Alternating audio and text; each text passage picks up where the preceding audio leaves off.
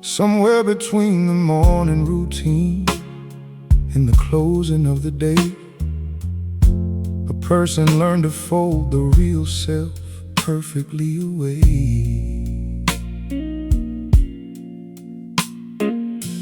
Pressed and tucked beneath the functional, beneath the getting done, beneath the face that meets the world before the world has won. The laugh comes right on cue, the nod arrives exactly placed. The competent and steady virgin never gets displaced. And nobody at the table reads the weight behind the eyes, because the performance has been perfected over years of practiced lies. Not the malicious kind, the survival kind, the necessary war, the ones built brick by careful bricks so nobody sees the fall. Happening in real time, happening behind the greed and in the grace, while the inside quietly comes apart at an accelerating pace. But you saw me when no one did, saw what was buried underneath the life I never lived. Out loud, the unedited, the unperformed, the raw. You saw me when no one did. You saw it all. Not the version manufactured for the public and the crowd, not the testimony polished to be shared and spoken loud, but the 3 a.m. the bathroom floor, the silent falling apart. You saw me when no one did. You saw straight through to the heart. Hagar ran into the wilderness without a plan or a name, expelled from everything familiar, carrying her shame. Sat down by a spring alone, invisible to all, and heard a voice that found her in the most specific small corner of the desert that a person could inhabit. And the name she gave to God that day was Elroy, the one who sees. Because the miracle was not the water or the promise or the habit or provision, it was simply being found beneath the trees. And every person since who learned to live inside the unseen, who stopped expecting anyone to notice or to ask, has carried somewhere in the marrow what that desert woman keeps, the knowledge that the invisible is never past his grasp. But you saw me when no one did, saw what was buried underneath the life I never lived. Out loud, the unedited, the unperformed, the raw. You saw me when no one did. You saw it all. Not the version manufactured for the public and the crowd, not the testimony polished to be shared and spoken loud, but the 3 a.m. the bathroom floor, the silent falling apart. You saw me when no one did. You saw straight through to the heart. Visibility was never the condition for his care. He doesn't require an audience to meet somebody there. He moves into the margins, into the overlooked and small, into the ones convinced that they don't register at all. Because Elroy is still his name in every generation, still the God who finds the ones the room forgot to count, still reading the interior beneath the public presentation, still arriving at the spring before the desperate one comes down the mount. And what the world edits out of frame, he frames deliberately. What the crowd steps past, he stops for. What was missed, he finds. The person who dissolved into the furniture of daily was never furniture to him. He sees through different eyes. Nobody noticed, nobody stopped, nobody asked the question. But in the desert of the invisible, a name was given to the God who found her. Elroy, the one who sees. He sees you. He always has. Even here, especially here.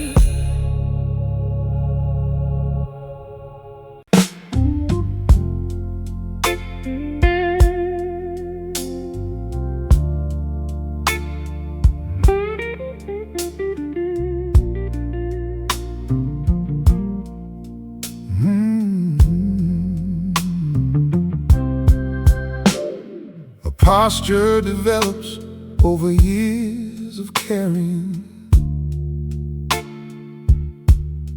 a permanent curvature of spine and soul from bearing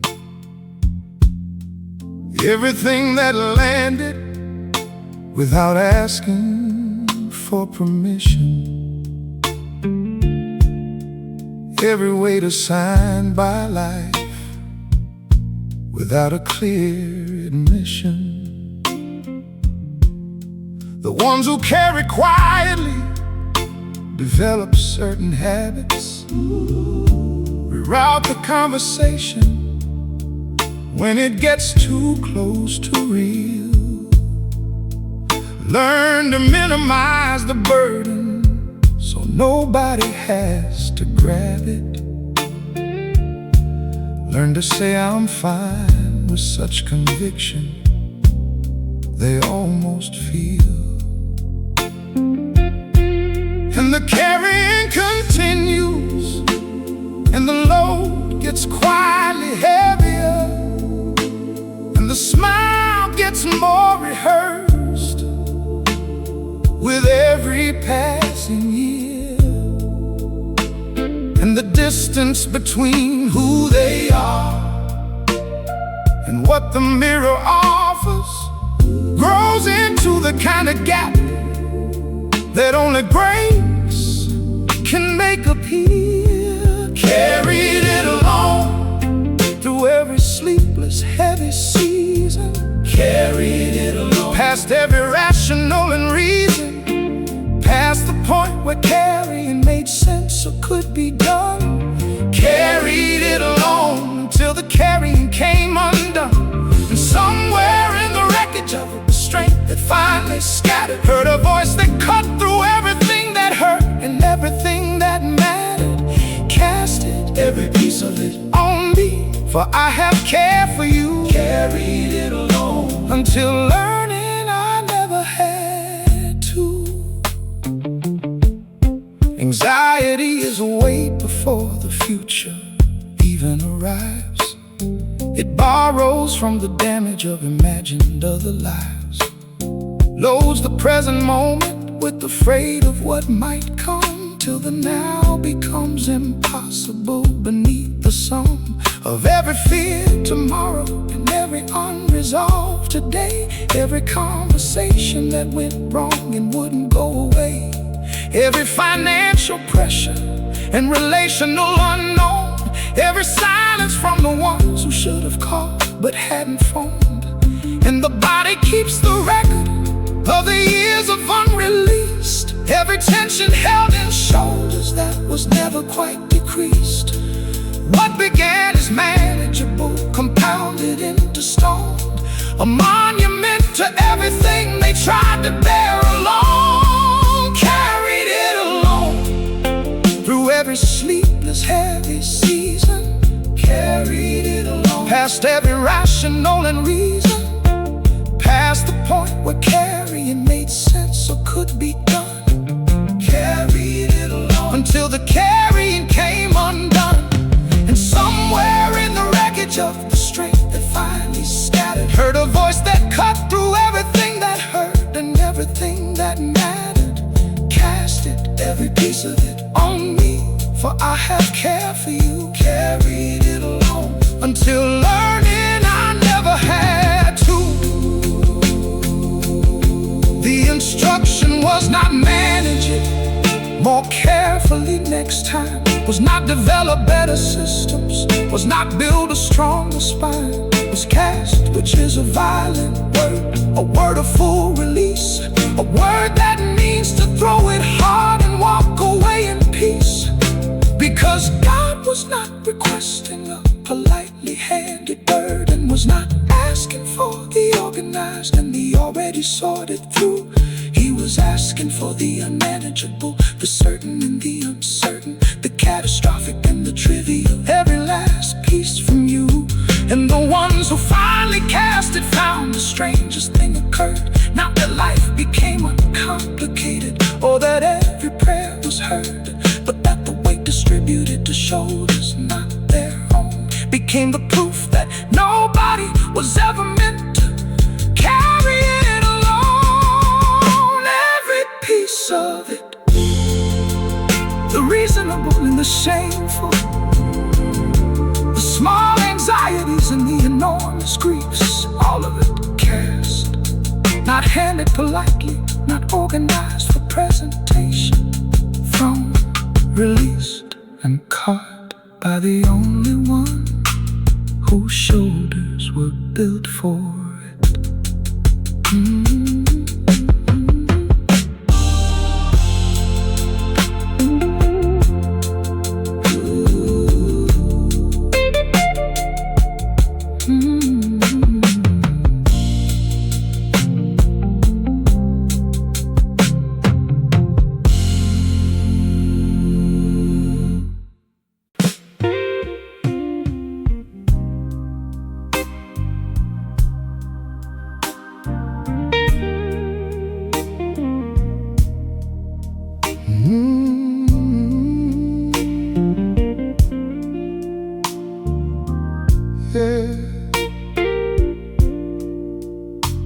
There are nights that stretch beyond the clock and into something else, when the ceiling of the bedroom feels like the edge of help, when the words sent up in prayer dissolve before they form, and the silence that returns is heavier than the storm. The kind of night that David knew when he wrote, how long, how long? When the question had no answer and the answer had no song. When the face of God felt hidden and the enemy felt near, and the faith that held through daylight started trembling in the fear. Not the dramatic crisis with the visible breaking point, but the slow erosion of the sense of the anoint, the gradual withdrawal of the feeling and the warmth, till the soul is left with nothing but the doctrine and the form. The night I couldn't feel you was the longest night of all. Not the falling in an instant, but the silence of the fall. Prayed until the language broke and nothing would come through. The night I couldn't feel you, I still needed to be true, because feeling is a weather, and the weather always turns, and the faith that only functions when the presence clearly burns is a faith untested, shallow, built on sensation and the glow. The deeper faith is what remains when all of that must go. Doubt is not the opposite of faith, it is the interior of it, the place where faith gets honest about everything it's missed. where the certainties get questioned and the foundations get examined. And what survives the questioning is what was always fixed.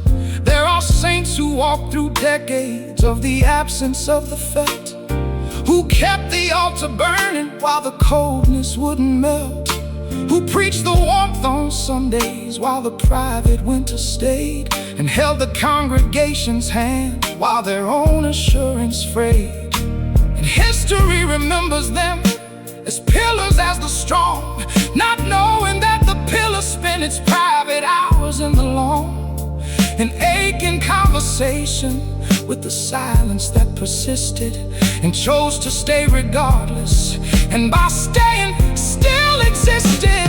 The night I couldn't feel you was the longest night of all, not the falling in an instant, but the silence of the fall. Prayed until the language broke and nothing would come through. The night I couldn't feel you, I still needed to be true, because feeling is a weather, and the weather always turns, and the faith that only functions when the presence clearly burns is a faith untested, shallow, built on sensation and the glow. The deeper faith is what remains when all of that must go. Psalm 13 begins with how long and ends with I will sing. Not because the silence broke, but because trust is not a feeling. David moved from lament to praise inside a single breath, not because the circumstance improved, but because faith outlasts the death of sensation, of the warmth of the evidence and sign. And the ones who praise in darkness draw a very different line between the God who is and the God who can be felt, because the God who is remains regardless of what's dealt. So the night without the feeling is not evidence of gone. It is the specific training ground that faith is built upon. And the ones who held through hollow found on the other side a knowing deeper than the feeling, something that feeling cannot provide. He was there in the night that felt like nothing, not felt but there. And the faith that survived that night became something that no feeling could have built alone. The silence was not absence, it was foundation, and what was built on it never moved again.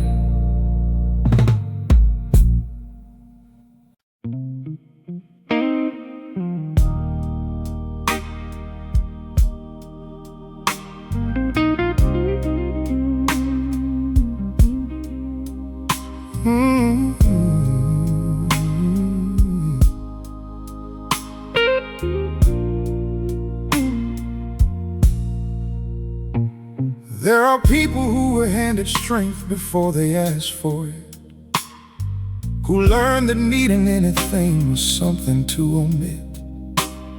From the version of themselves the world was given right to see, who built a reputation out of managed misery, carried every broken thing behind a steady jaw, solve the problems quietly according to their law of self-sufficiency. The gospel of the handled and the fixed, we're asking for assistance, and the weakness got mixed, and the system worked or seemed to for a reason number why, kept the structure standing through a cultivated smile, till the weight that had been managed found a way to override every wall that had been built to keep the breaking inside. I tried to be strong when the strong ran out, tried to keep the ceiling up, through every wall of doubt. Tried to be the answer to the questions no one asked. Tried to hold the everything and finally collapsed. And in the fall and found a word that had been waiting long. Come to me, you heavy ones, you weary, you who tried to be strong. The yoke you built yourself was never what was meant to fit. Lay it down and rest in this. There is a pride that wears the costume of responsibility, that calls the need for help a failure of ability, that reads surrender as defeat and vulnerability is lost, and slowly builds a fortress with exhaustion as the cost. The ones around them never knew the infrastructure strain behind the competence, behind the managed and maintained. How many nights it took to reconstruct the face for morning. How the holding on it quietly become its own kind of mourning. Because strength performed for long enough forgets it was a choice. And the one performing starts to lose the sound of their own voice. Underneath the function, underneath the role and the demand, till the person and the performance cannot tell where they both stand. I tried to be strong when the strong ran out. Tried to keep the ceiling up through every wall of doubt. Tried to be the answer to the questions no one asked. Tried to hold the everything and finally collapsed. And in the fall and found a word that had been waiting long. Come to me, you heavy ones, you weary, you who tried to be strong. The yoke you built yourself was never what was meant to fit. Lay it down and rest in this. The invitation wasn't come when you have sorted yourself out. Come when the performance has been polished beyond doubt. It was come as you are carrying. Come exactly in the breaking. Come in the middle of the trying and the aching. Because rest was never offered to the ones who had arrived. It was offered to the ones who barely had survived. Another day of holding what was never theirs to hold. Another night of carrying a weight they had been sold as their responsibility, their burden, their design. But the one who spoke the invitation drew a different line. Said the yoke I offer fits. Said the burden I provide is the kind that carries you, not crushes from inside. The strongest thing ever done by the ones who tried to be strong was the moment they stopped, put it down, and said, I cannot, and heard back, I know, come here, rest.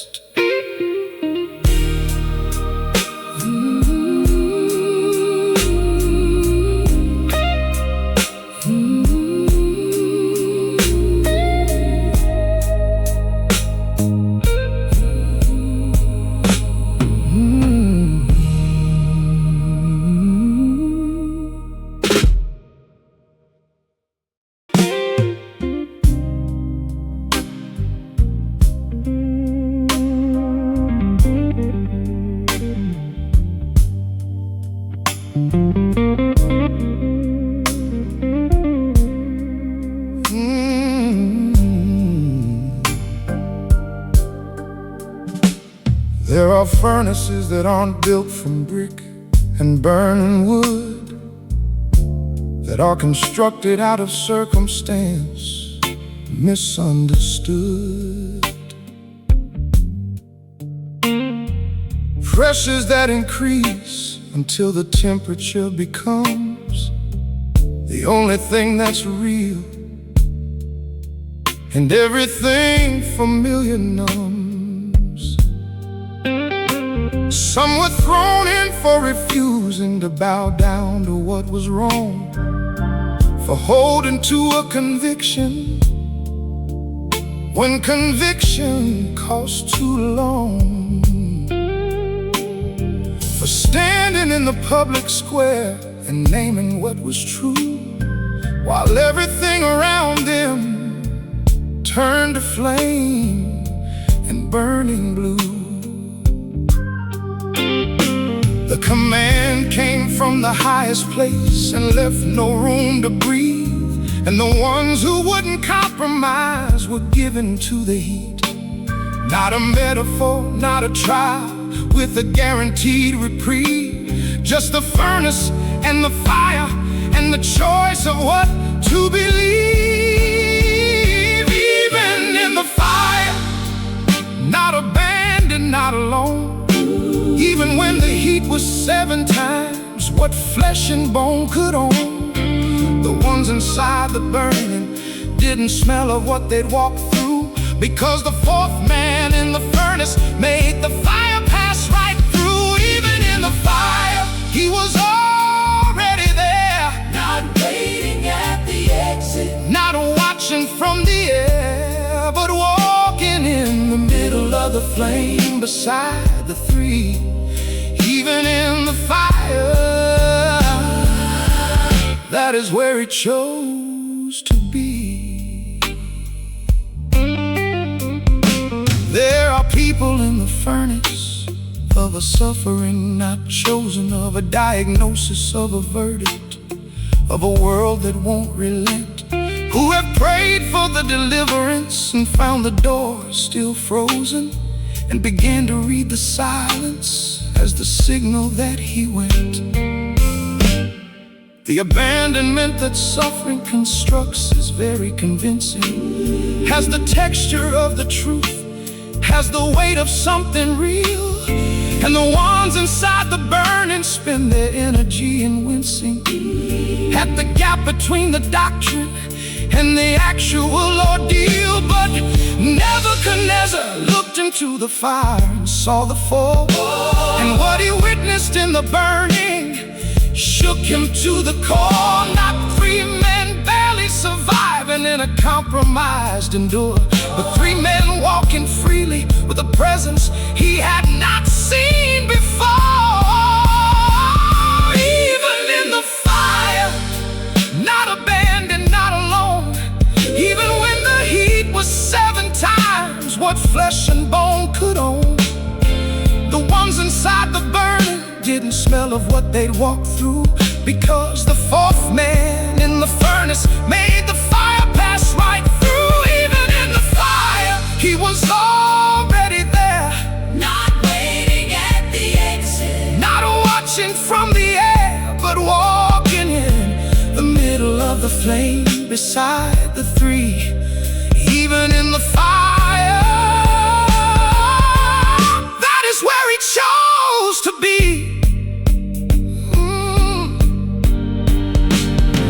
The miracle was not that the fire was made to disappear. Oh, the miracle was presence in the place that generated fear, that the God who could have stopped it chose instead to enter in, to walk among the burning as the fourth among the 3 within.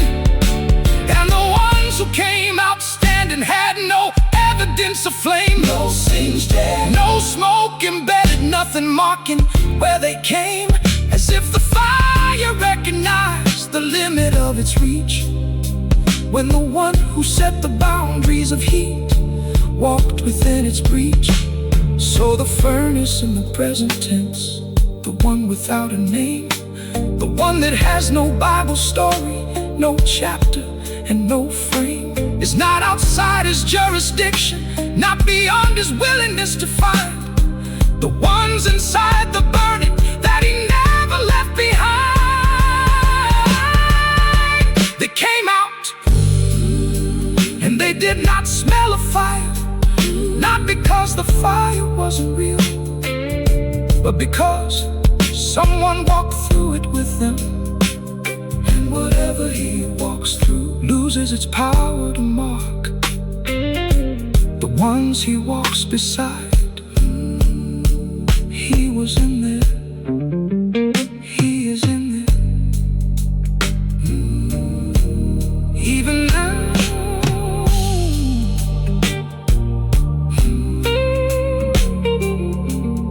Even now.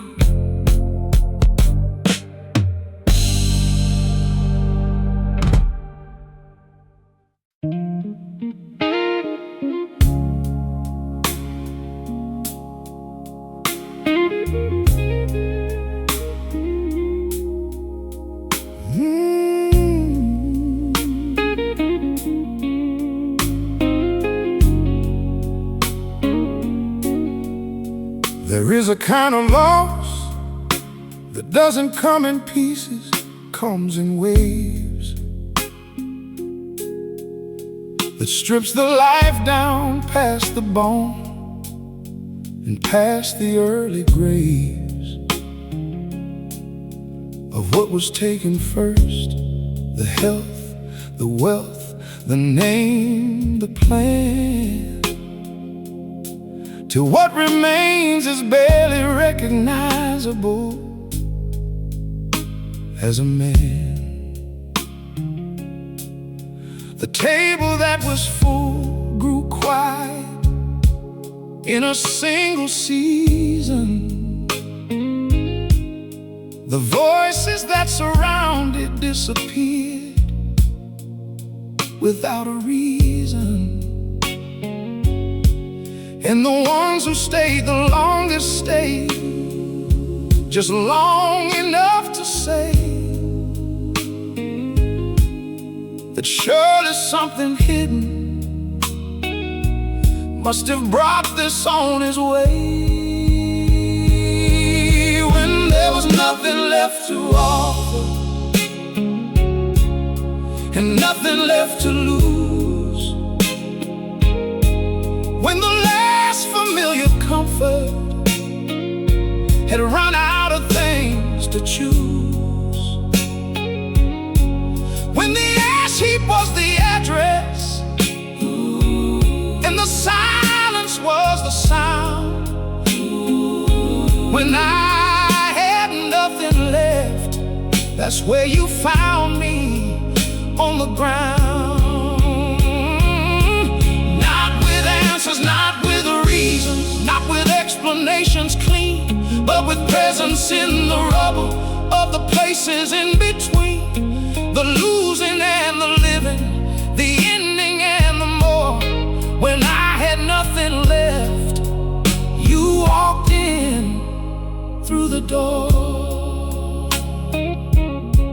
There are people who have prayed with everything they had inside, who brought the full accounting of their sorrow, nothing to hide, who laid the whole wreckage out before the altar in the dark, and heard nothing but the sound of their own devastated heart. And the friends who came to comfort made the wound a little worse, turn the suffering to sermon, turn the sorrow into verse, about what must have caused it and what lessons should be learned, while the one inside the ashes just continued there and burned. When there was nothing left to offer and nothing left to lose, when the last familiar comfort had run out of things to choose, when the ash heap was the address and the silence was the sound, when I had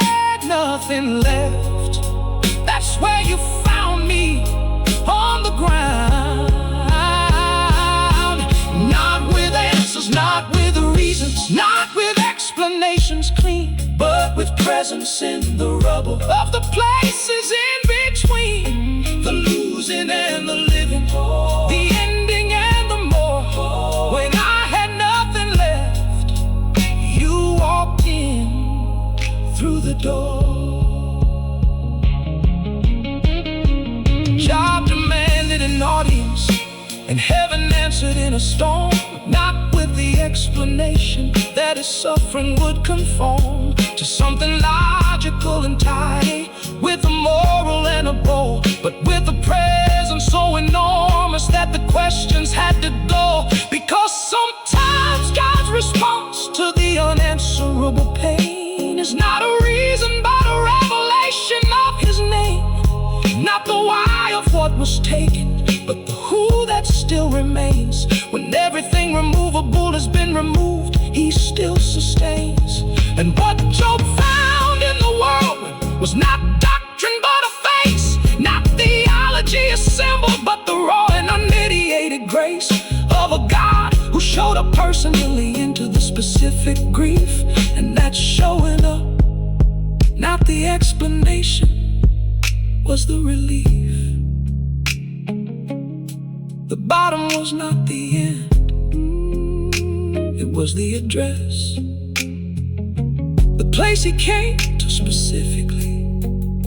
Not after the rebuilding, not after the restoration. In the ash, in the silence, in the nothing, right there, he was already there.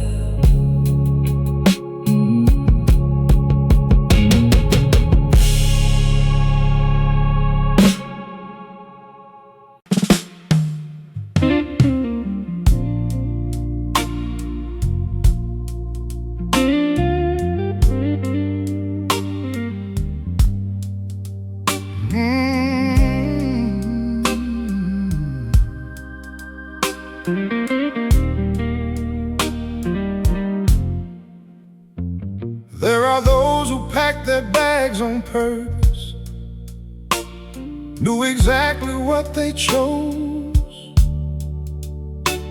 walked away from everything familiar, and pulled shut every close.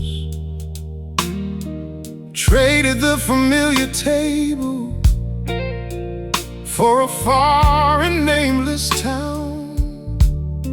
Spent the inheritance of better days on anything that numbed them down.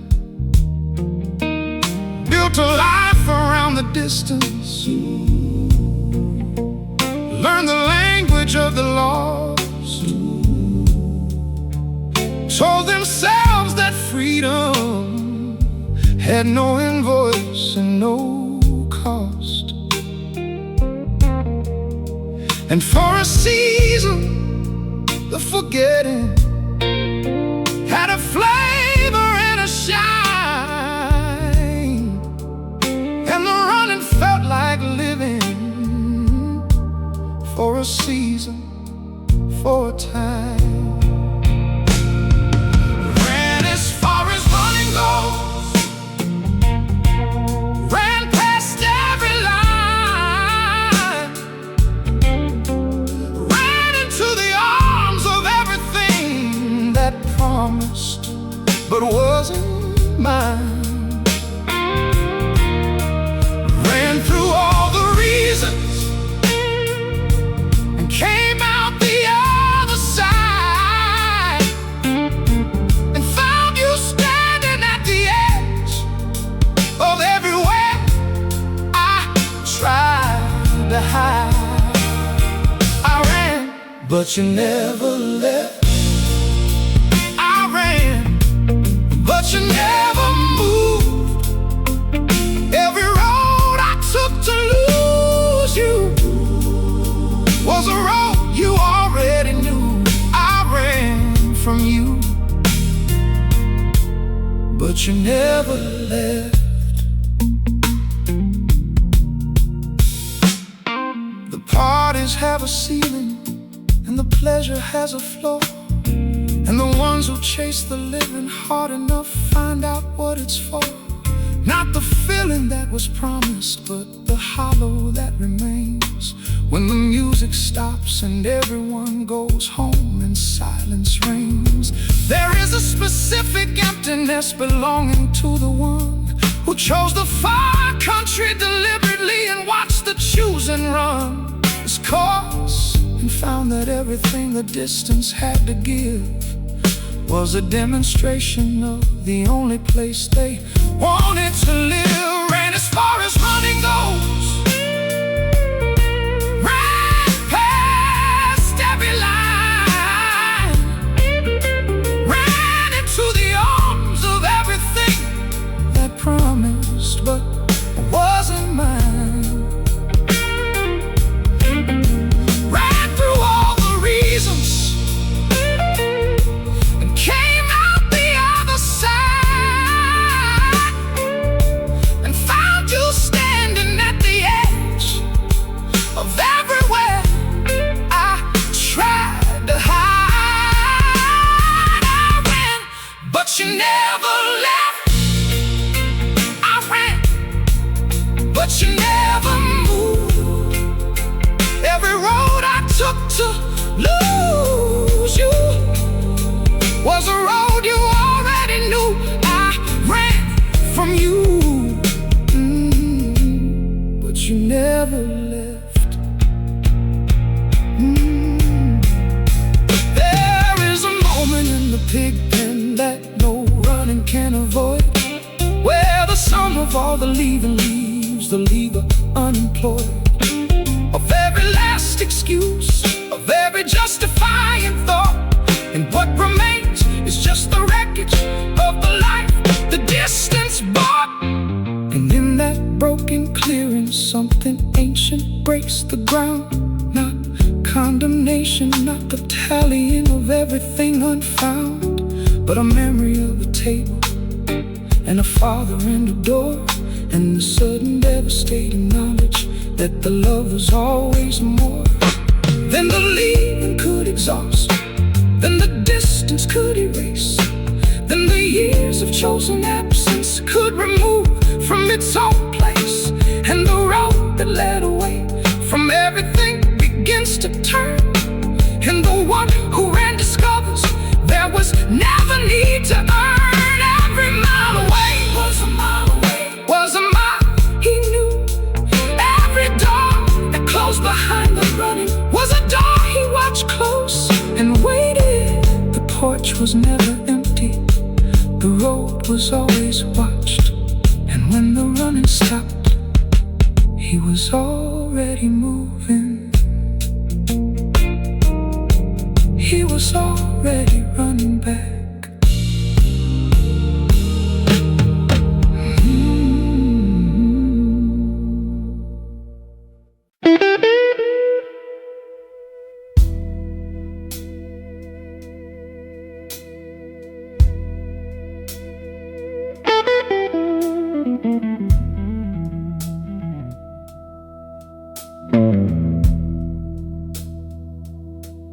The world has its conditions and its clauses and its fine print, has its waiting rooms of worthiness and gates of earned admit, has its scales and its measurements for who deserves a place, has its hierarchies of value and its carefully managed grace. But there is one who read the file and didn't close the door, who saw the full accounting and decided to see more. Not the version that was presentable, not the edited and cleaned, but the unredacted, unashamed, the everything in between. He takes the one still bleeding from the wounds they can't explain. He takes the ones still smelling of the places they have been. He takes the unfinished, the disqualified, the stain. There is no one like this God. There has never been. No religion built by human hands would architect this door. No philosophy of merit would have kept it open this far. He receives what every other system has shown to the floor. There is no one like our God.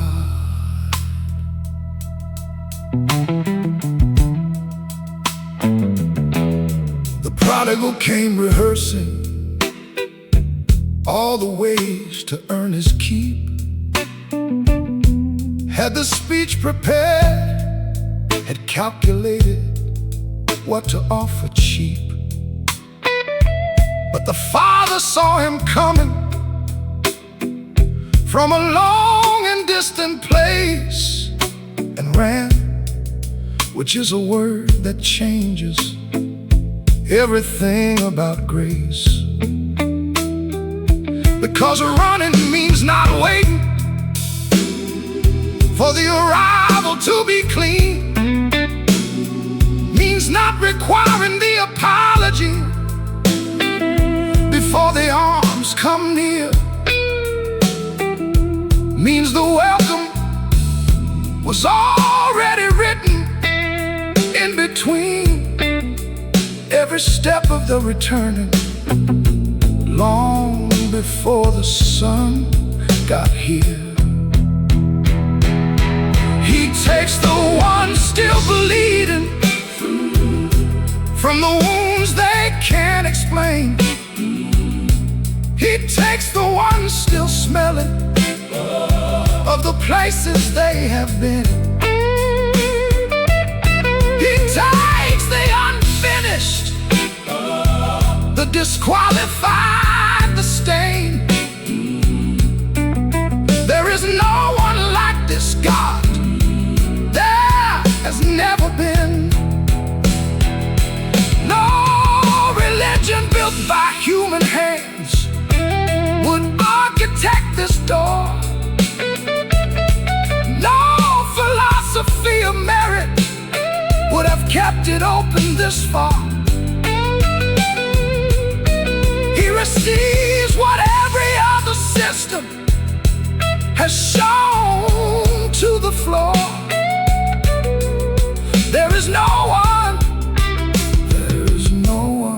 like our God. Every altar built by human hands requires something brought. Every system of devotion had a price for what was sought. But this one walked toward the cost himself and covered what was owed, and then stood at the entrance of the very ones he'd saved and called them home. He does not love the potential of a person cleaned and new. He loves the actual of the present, the still struggle in the untrue. And what the world discards as damage, past repair, too far gone, he calls material, he calls it something worth building on. There is no court that operates like this. No system, no religion, no philosophy. He sees the worst of it and calls it welcome. He knows the full of it and calls it loved. There is no one like him. There never was. There never will be.